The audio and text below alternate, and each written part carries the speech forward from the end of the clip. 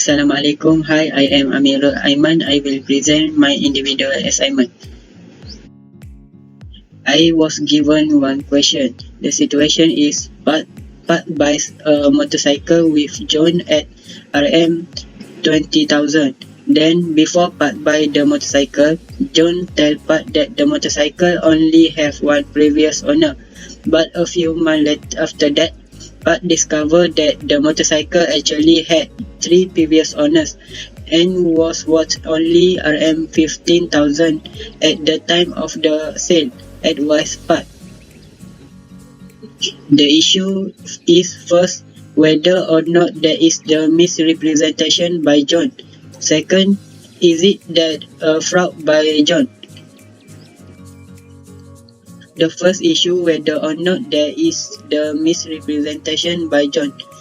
John told Pat that the motorcycle only had one previous owner. However, Pat discovered that the motorcycle actually had three previous owners. In this case, if John really does not know about the previous owner of the motorcycle, which is it is actually had three previous owners, it will be a misrepresentation under Section 18 of the Contract Act 1950. For this case, the contract can be revocable due to the misrepresentation.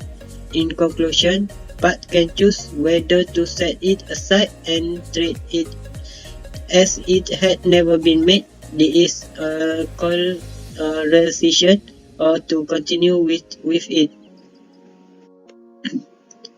Example of supporting cases for first issue. First is cases between Hoffwall versus Thomas, 1892. Second is cases between Bissett and Wilkinson. Okay, next, second issue, is it that a fraud by John? The answer, John did not info regarding the market value of the motorcycle before Pat buy it. And John also told Pat that the motorcycle only had one previous owner. In this case, the price of the motorcycle is not the main problem, although it is also have some problem about that.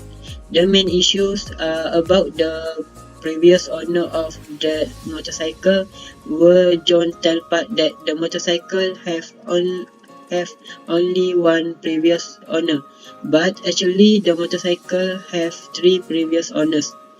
So it will be fraud under Section 17 of the Contract Act 1950. If John found out about the information, the motorcycle actually had three old owners or three previous owners, but he deliberately hid it by telling Pat that the motorcycle only had one old or previous owner.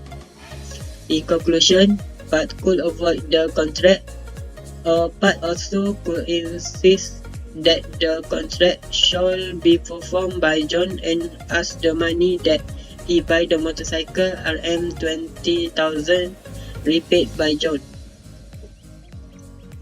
Example of supporting cases that related with second issue.